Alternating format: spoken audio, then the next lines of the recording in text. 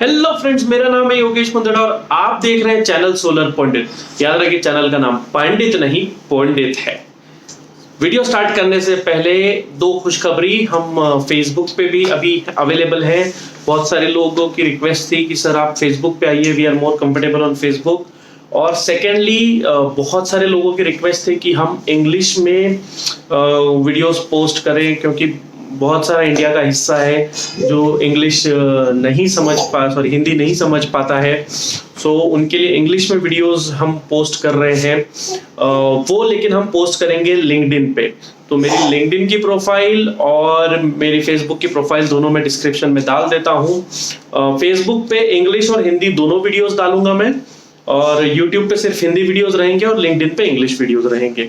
तो आप में से जिनको भी जो भी समझना है, सुनना है, कहना है, वो आप वो प्लेटफॉर्म आप यूज कर सकते हैं। पिछले 1 महीने से मैं सोलर के वेबिनार्स ले रहा हूँ, कुछ बिजनेस के रिलेटेड ले रहा हूँ और कुछ मैन्युफैक्चरिंग से रिलेटेड ले रहा हूँ।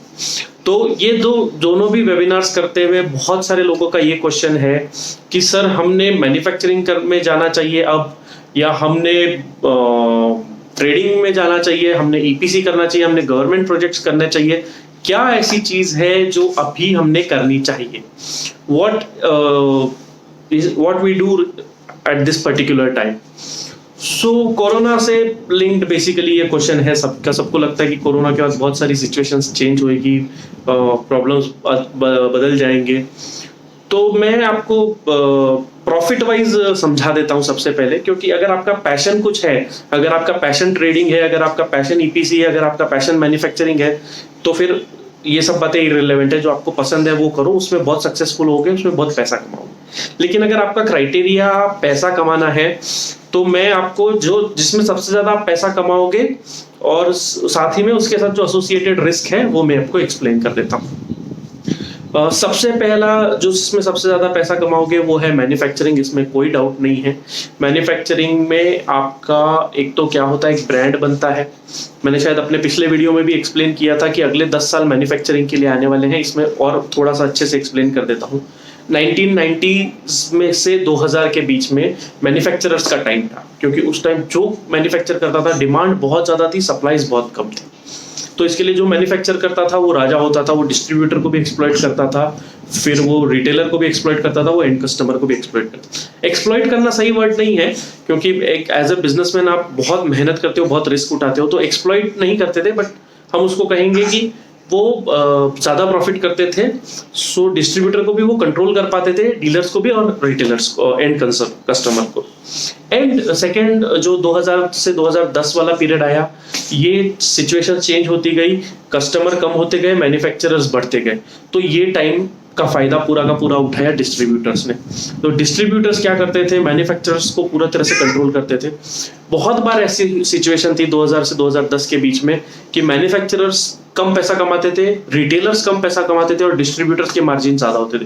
कई केस में डिस्ट्रीब्यूटर्स के मार्जिन 20% 25% तक गए हुए हैं। मेरे पर्सनल बिजनेस से भी मैं ये एक्सपीरियंस कह सकता हूँ। 2011 से 2020 वाला जो टाइम है, जो आपने देखा है सभी ने ट्रांसफॉर्मेशन, कि ये सारा का सारा डिजिटल की तरफ चला गया। सर्विस इंडस्ट्री को बहुत ज्यादा इंपॉर्टेंस आ गया। बड़ा कस्टमर बेस क्रिएट करने वाला बहुत बड़ा जीत रहा था।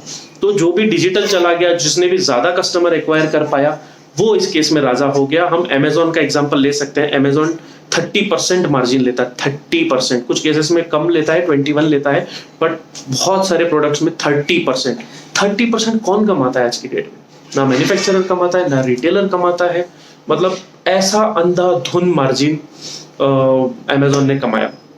अब क्योंकि ये अमेजोन ने ये अपने टाइम को मैक्सिमाइज कर लिया, अब ये टाइम वापस मैन्युफैक्चरर्स के लिए आने वाला है। लेकिन मैन्युफैक्चरर्स के साथ जो आने वाला है, उसके साथ एक चेंज आने वाला है, क्योंकि कस्टमर कम नहीं हुए हैं, मैन्युफैक्चरर्स कम नहीं हुए हैं और डिस्ट्रीब्यूटर्स भी कम नहीं हुए हैं। लेकिन अब वो पर्सन जीतेगा जो मैन्युफैक्चरिंग के साथ डिलीवरी का, लॉजिस्टिक्स का सिस्टम डेवलप कर देगा। अगर हम एग्जांपल के लिए बोले कि बहुत सारी सोलर इंडस्ट्री में कंपनीज है जो एक इन्वर्टर भी डिलीवर करती है, या 5 किलोवाट का मॉड्यूल्स भी डिलीवर करती है, तो ये मैन्युफैक्चरिंग अब धीरे धीरे ग्रो करेगी, क्योंकि आपको एक पर्टिकुलर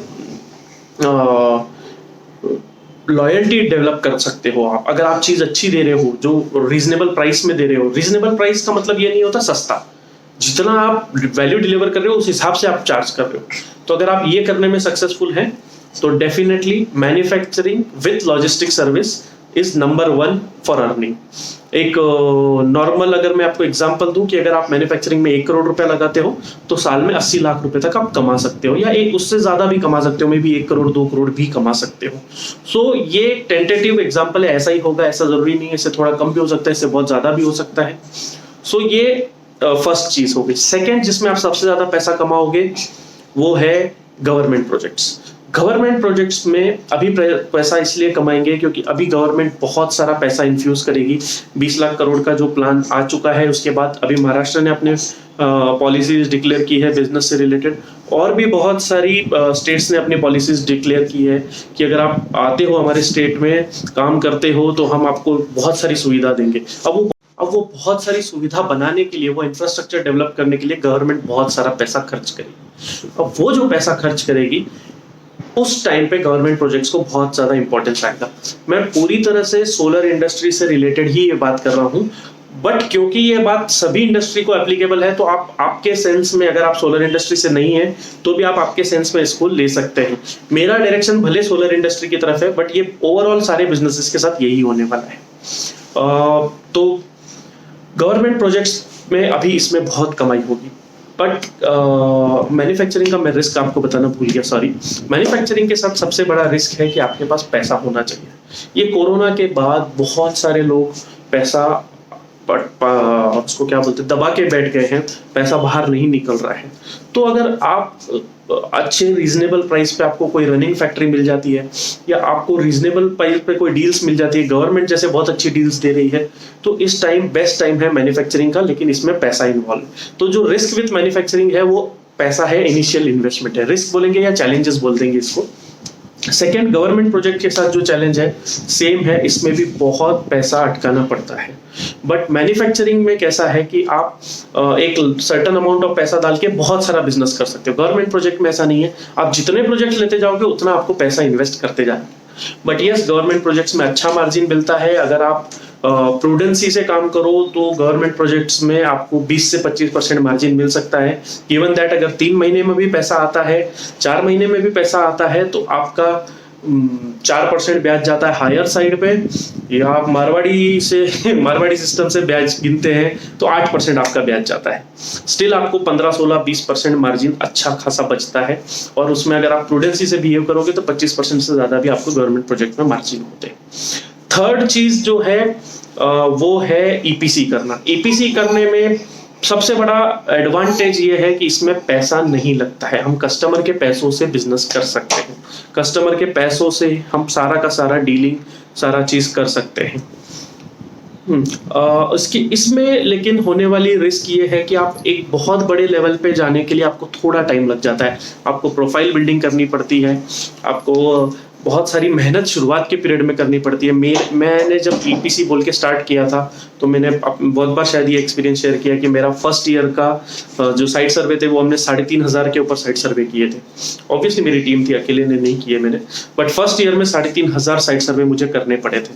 सो ये उसका एक चैलेंज है, शुरुआत में आपको बहुत ज़्यादा हार्डवर्क करना पड़ता है। बट ईपीसी के साथ सबसे बड़ा एडवांटेज है कि आप बिना पैसों के बिजनेस कर सकते हैं। ईपीसी के केस में 10 से 15% का प्रॉफिट मार्जिन सफिशिएंट है, रीजनेबल है। और अगर आप 15% मार्जिन के साथ काम कर रहे हो और एडवांस पेमेंट में काम कर रहे हो, तो फिलहाल में तो ऐसी कोई इंडस्ट्री नहीं है कि एडवांस पेमेंट पे काम हो और 15% मार्जिन मिल जाए। थर्ड चीज है, आप जो है वो ट्रेडिंग कर सकते हो। ट्रेडिंग में प्रॉफिट मार्जिन 5-7% के ऊपर नहीं होता है, डिपेंड करता है एक्चुअली आप जिस प्रोजेक्ट के, जिस कंपनी के साथ डीलरशिप ले रहे हो वो क्या डील ऑफर कर रही है आपको, इस पे भी बहुत सारा कुछ डिपेंड करता है। बट ट्रेडिंग में क्या होता है, आपको पैसा भी अटकाना है और आपके मार्जिन्स भी कम है।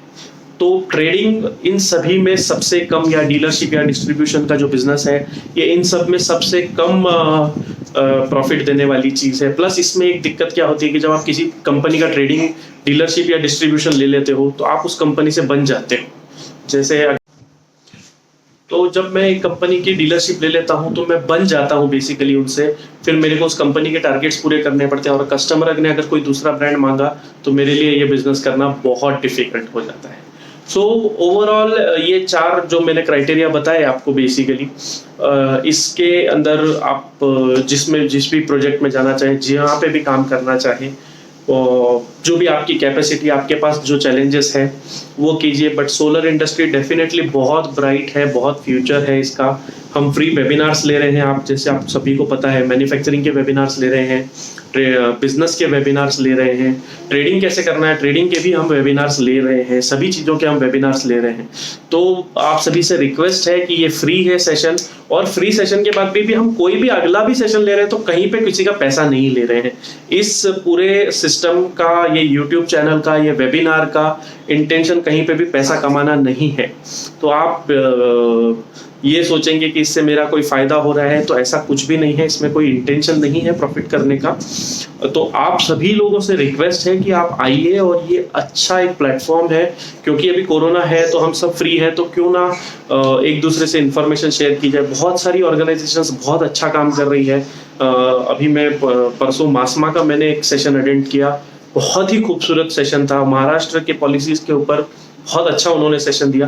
तो जहाँ पे भी वेबिनार हो रही है, ये टाइम यूटिलाइज कीजिए, मैक्सिमाइज कीजिए आपका प्रॉफिट, और डायरी पेन लेके बैठिए। मोस्ट इंपॉर्टेंट चीज, डायरी पेन लेके बैठिए, ताकि जब भी कोरोना खत्म हो, जब भी आपको काम करने की अपॉर्चुनिटी मिले, तो आप भूल नहीं जाओ सारी चीजें। तो चलिए, थैंक यू वेरी मच और बाय बाय।